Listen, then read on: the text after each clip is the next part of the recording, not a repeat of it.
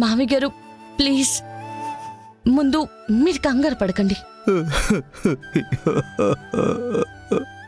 ఇంట్లో పులి లెక్క తిరిగేటోడివి బా. ఆ దేవుడు నీకు ఇట్లాంటి శిక్ష ఎందుకు వేసుండాడో ఏమో. నేను చేసిన పాపాలకి దేవుడు నాకు ఇలాంటి శిక్ష వేశాడు.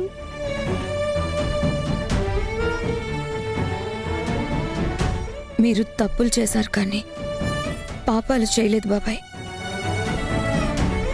మనిషి అన్నాక తప్పులు చేయకుండా ఎలా ఉండగలరు? తెలియకుండా చేస్తే తప్పమ్మా, కానీ నేను తెలిసే పాపం చేశాను.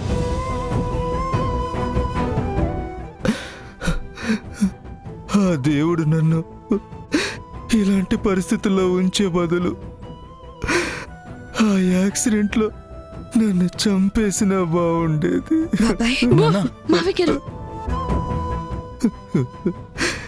ఇలా బ్రతికుండి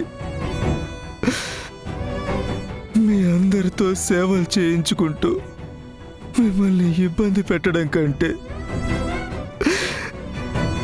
ఒక్క రోజుతో ప్రాణం పోయి ఉంటే నాన్న ఒకటే రోజు బాధపడి మర్చిపోయేవాళ్ళు. ఏంటి మావి గారు మాటలు? మీరు ప్రాణాలతో బయటపడ్డారని మేమంతా ఆనందపడుతుంటే మీరు ఎలా మాట్లాడుతున్నారేంటి మావయ్య? మీరు మాకు భారం అవ్వడం ఏంటి బాబాయ్? మిమ్మల్ని దగ్గరుండి చూసుకోవడం మా అందరి బాధ్యత. అయినా మీరు పర్మనెంట్గా వీల్ చైర్లో ఉండాల్సిన అవసరం లేదు నాన్న. కొన్ని రోజుల తర్వాత ఫిజియోథెరపీ చేస్తే మీరు మళ్ళీ మామూలుగా నడిచే అవకాశం ఉందని డాక్టర్ గారు చెప్పారు. ఏంటి కేదార్, ఏంటి నువ్వు చెప్పేది నిజమా? అవును మావి గారు, మీరు మాత్రం ధైర్యాన్ని కోల్పోకుండా ఉండండి. కొన్ని రోజుల్లోనే మీరు మళ్ళీ లేచి నడుస్తారు. అప్పటి వరకు మిమ్మల్ని మేమందరం చూసుకుంటాం నాన్న.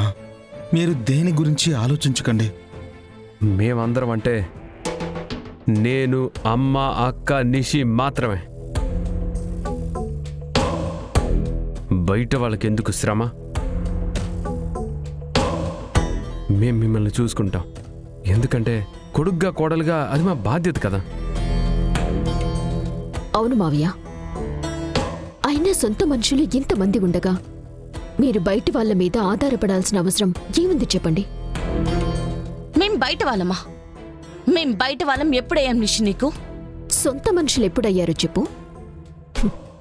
అప్పుడు బయటి వాళ్ళు ఎప్పుడయ్యారో, ఎలా అయ్యారో నేను చెప్తా. నేను ఈ కుటుంబంలో ఒక్కడిని అని ప్రూవ్ అయిన రోజే మేము ఇంట్లో వాళ్ళం అయ్యాం నిషిక. ప్రూవ్ అయిందా? ఎక్కడైంది? మావయ్య ఇంకా అందరి ముందు చెప్పలేదు. ఎవ్వరికీ నిజం తెలీదు. మరి నువ్వు మాలో ఒకడివి ఎలా అయ్యావు? ఎలా అవ్వగలవు? ఈవేళ మీ మావయ్య టైం బాగుందో మా టైం బాలేదో తెలీదు, కానీ అందరి ముందు నిజం చెప్పడం కుదరలేదమ్మా. లేదంటే ఏం సంబంధం అన్న మీరే నా మనవడికి సొంత వాళ్ళయ్యేవారు. తాతయ్య టైంకొచ్చేసాడు ఈ ముసలోడు. ఏంటి సుధాకర్, నేను వచ్చి నా మనవడిని నీ కొడుకుని అందరి ముందు నువ్వు ఒప్పుకోవాలని ఎందుకు పంతం పట్టానో ఇప్పటికైనా అర్థమైందా? నీ కుటుంబమంతా ఇలా మనసు లేని మనుషులే ఉన్నారు. మీ మధ్యలో నా మనవడు బ్రతకాలి అంటే నలుగురికి నిజం తెలియాలి. అప్పుడే 4 గోడల మధ్య ఇలా అవమానించకుండా ఉంటారు. అయ్యో పెద్దాయనా, మేము పుట్టడు దుఃఖంలో ఉండాము. ఇప్పుడొచ్చి మీ మాటలతో మమ్మల్ని ఇంకా సంపొద్దు. అయినా మీరు ఏమని మా ఇంట్లో అడుగుపెట్టారు కానీ మాకు మనశ్శాంతి లేకుండా పోయింది. ఇప్పుడు కూడా మీ వల్లనే మా మావయ్య ఈ పరిస్థితిలో ఉన్నారు. మావయ్య గారు ఈ పరిస్థితుల్లో ఉండడానికి కారణం తాతయ్య గారు కాదు నిషి. మావయ్య గారిని కిడ్నాప్ చేసిన వాళ్ళు. వాళ్ళు మావయ్య గారిని కిడ్నాప్ చేశారు కాబట్టి మావయ్య గారికి యాక్సిడెంట్ జరిగింది. అసలు ఆ ఫంక్షనే లేకుండా ఉండుంటే కిడ్నాపే జరిగేది కాదు కదమ్మి. అవునా? ఏ ఎందుకు పిన్ని? మన ఇంట్లో ఫంక్షన్ జరగడం వల్లనే నాన్నని కిడ్నాప్ చేశారంటారా? లేదా మావయ్య గారు ఆ ఫంక్షన్ లో కేదార్ గురించి నిజం చెప్పాలనుకున్నారు కాబట్టి కిడ్నాప్ జరిగింది అంటున్నారా? ఏంటి జగదాత్రి, గొడవ పెట్టుకోవాలనుకుంటున్నారా? మీ ఉద్దేశం అదే అయితే చెప్పు, కూర్చొని తీరిగ్గా గొడవ పడదాం. యువరాజ్, చూడండి వీరశంకర్ గారు, మా బాబాయ్ ఇప్పుడు అందరి మధ్యలోకి వచ్చి నిజం చెప్పే పరిస్థితుల్లో లేరు. మా బాబాయ్ కూర్చోవడానికి కూడా కొన్ని నెలలు పడుతుంది. ఆయన హెల్త్ సెట్ అయ్యే వరకు మాకు కొంచెం టైం కావాలి. నేను దాని గురించే మాట్లాడటానికి వచ్చానమ్మా. మనిషి ఆసుపత్రిలో ఉంటే నిజం చెప్పమని బలవంతం పెట్టేంత మూర్ఖత్వం నాకు లేదమ్మా. నాలోనూ మానవత్వం ఉంది. ఇలా ఎందుకు జరిగిందో, ఎలా జరిగిందో నాకు తెలియదు. జరగకుండా ఉండాల్సిందమ్మా. ఏం చేస్తాం? రాసిపెట్టుంటే తప్పదు కదా.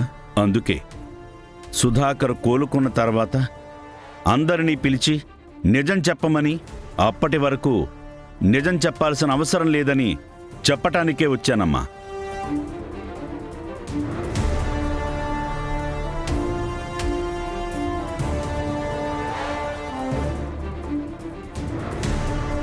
పరిస్థితిని అర్థం చేసుకుని ఈ మాట అన్నందుకు థ్యాంక్స్ తాతయ్య గారు.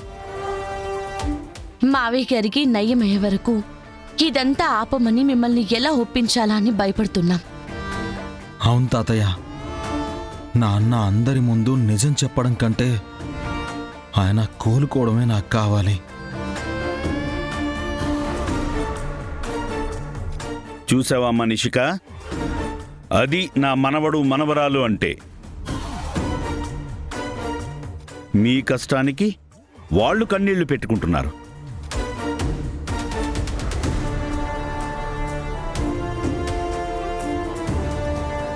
అమ్మ కౌశికి, నీ మీద నమ్మకంతో నువ్వు నీ ఇంట్లో ఉన్న నేరస్తుల్ని నన్ను చంపకుండా నా దగ్గరున్న సాక్ష్యాల కోసం నా సంస్థానానికి రాకుండా ఆపుతావని నమ్మకంతోనే నేను వెళ్తున్నానమ్మా.